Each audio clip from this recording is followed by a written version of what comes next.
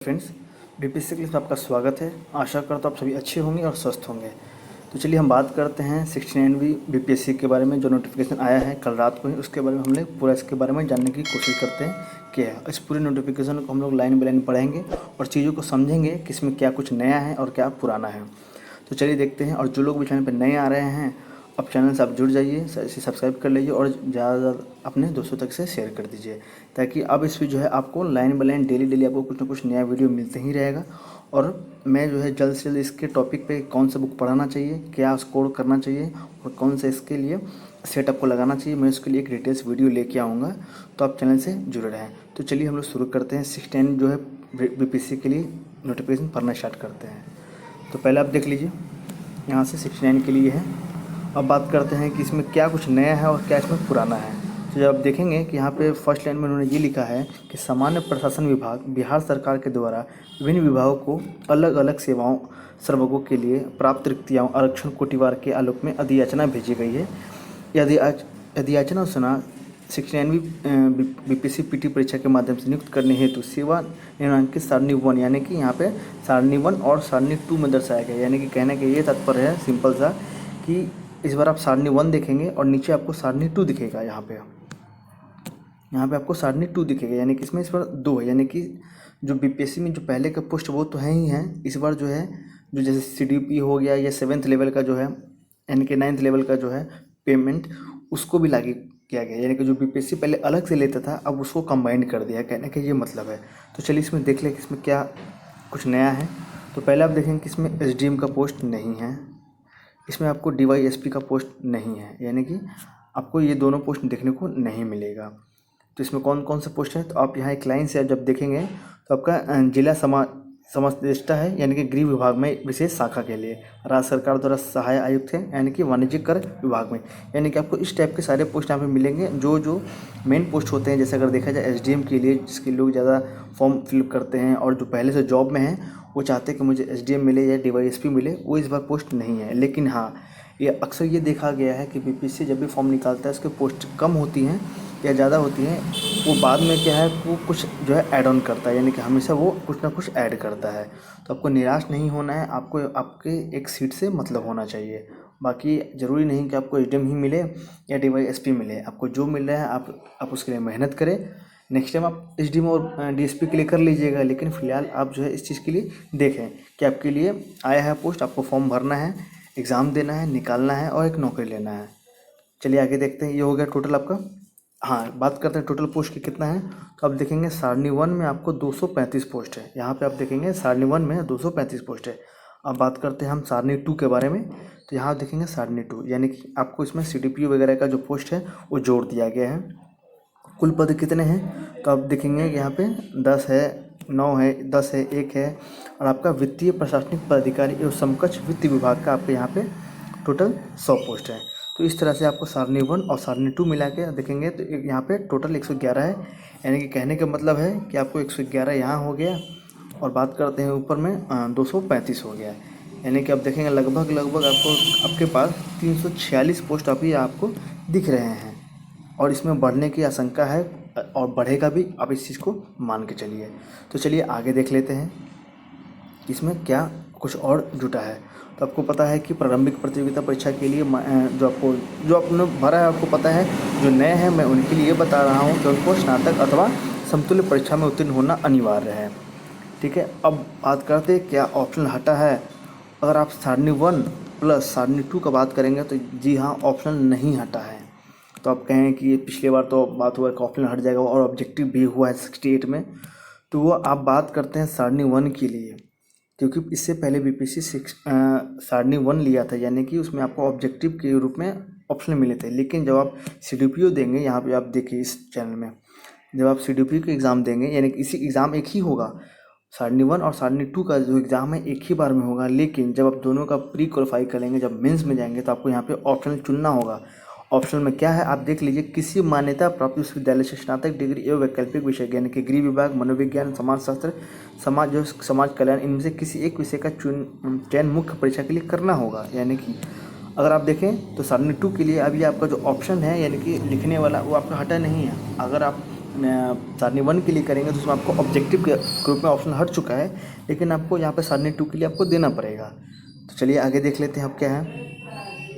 अब आपको पता है कि आरक्षण का लाभ किसको किसको मिलता है, आप सभी इसका फॉर्म भरते हैं, आपको पता है। लेकिन जो फॉर्म आरक्षण के लिए जो फॉर्म भरेंगे और जो उनको आरक्षण का लाभ चाहिए, उनको ओबीसी ईबीसी या एसटी एसटी उनका कास्ट सर्टिफिकेट जो भी डोमिसाइल होता है आप सबको बनवाना पड़ेगा। यहाँ पर उन्होंने ये लिख रखा है। देखिए, अनुसूचित जनजाति के उम्मीदवारों को निम्नलिखित प्रमाण पत्र जमा करना होगा, यानी कि जाति प्रमाण चाहिए आपको, और आपका स्थायी निवास मूल्य यानी कि डोमिसाइल आपको देना होगा।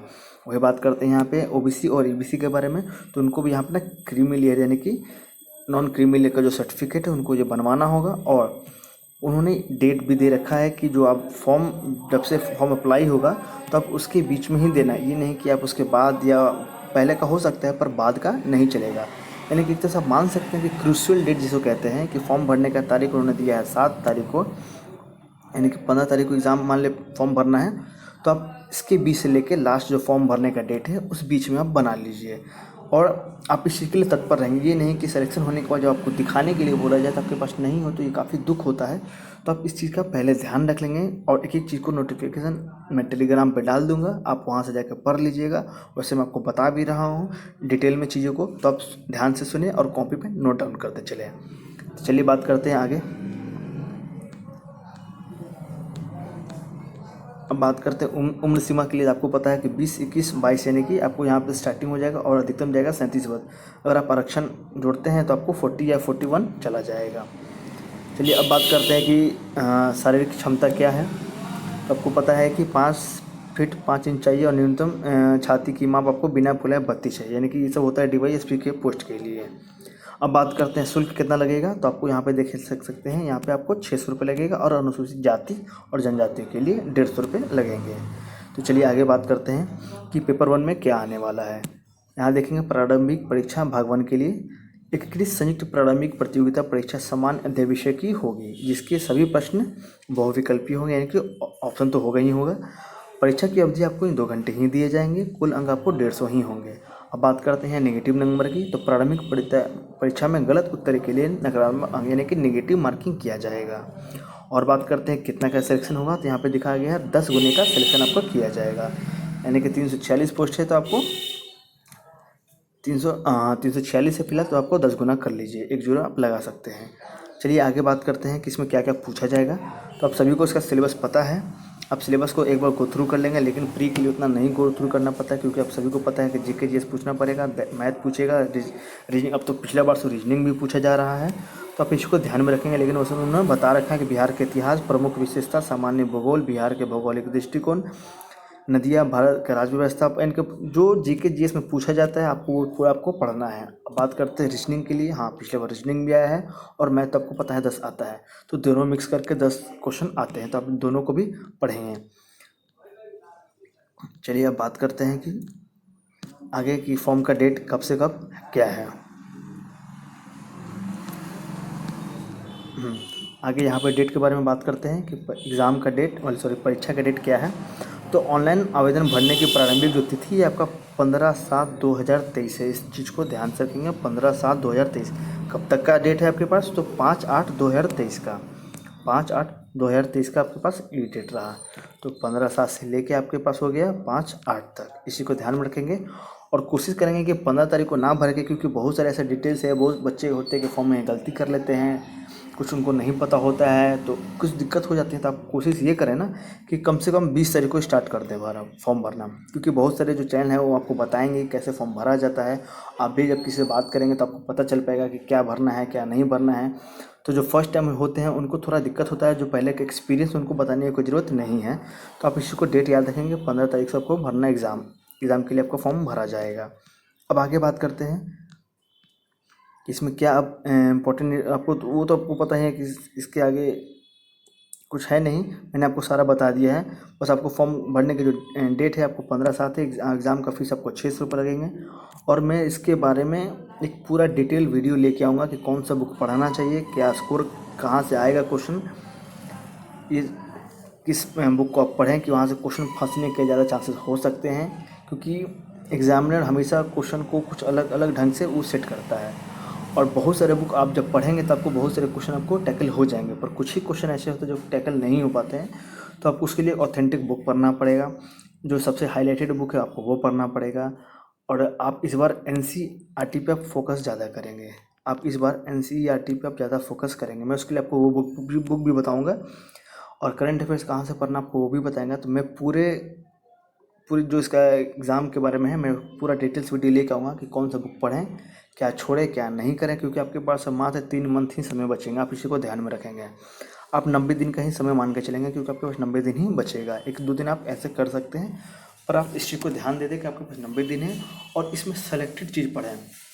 और बहुत लोग बोलेंगे कि भी अब हम अपना मेंस के बारे में क्या करें, तो आप मेंस को अब अभी भी आप अपना जो डेली का कम से कम 2 घंटे आप दे सकते हैं, और बाकी जो 8 घंटे या 6 घंटे हैं आप अपना पीटी के लिए लगा सकते हैं। ये क्योंकि आप दिन जब तक आप 10 से 8 घंटे पढ़ाई अगर नहीं करते हैं तो एग्ज़ाम थोड़ा निकालना थोड़ा कठिन हो जाता है। आप इस चीज़ को जितनी जल्दी समझ लिए उतना जल्दी फ़ायदा होगा।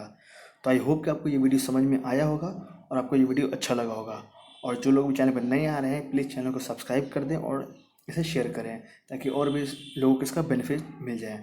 और मैं बार बार पूछता हूँ कि मैं बिहार दरोगा के लिए और बीपीएससी के लिए टेलीग्राम पे आपको क्विज़ दूँ, तो आप मुझे बताना क्या आपको बीपीएससी के लिए और या बिहार दरोगा के लिए, या दोनों एक साथ या दोनों के अलग अलग आपको चीज़ अगर चाहिए तो आप मुझे कमेंट में बताएंगे। मैं क्विज़ जो है जल्द से स्टार्ट कर दूँ, क्योंकि अगर आप डेली मान लो कुछ पढ़ते हैं, पढ़ने के बाद अगर आप शाम को या रात को अगर आप कभी अगर क्विज़ देंगे तो आपको पता चल पाएगा कि मेरा जो मैं पढ़ रहा हूँ क्या वो सही डायरेक्शन में है, क्या मुझे याद है क्या नहीं है, और आपका करंट अफेयर्स भी आपका कंटिन्यूस रिवीजन होते चलेगा। आई होप कि आपको ये वीडियो समझ में आ गया होगा। तब तक के लिए धन्यवाद, और जो लोग भी चैनल पर नए आ रहे हैं इसे सब्सक्राइब कर देंगे। Thank you very much.